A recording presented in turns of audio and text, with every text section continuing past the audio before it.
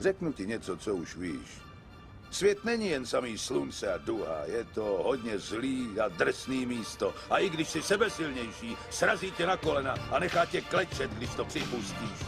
Nikdo nerozdává tak tvrdý rány jako život. Ale nejde o to, jak inkasuješ. Tady jde o to, kolik ran uneseš. A přesto se znovu zvedneš, kolik ran dokážeš přijmout a nezastaví tě. Jenom tak se vítězí. Chce to znát svoji cenu a jít houževnatě za svým, ale musíš umět snášet rány a ne si stěžovat, že nejsi tam, kde jsi chtěl a ukazovat na toho nebo na toho, že to zaviděli. To dělají zbabělci a to ty nejsi. Jsi lepší, pamatuj.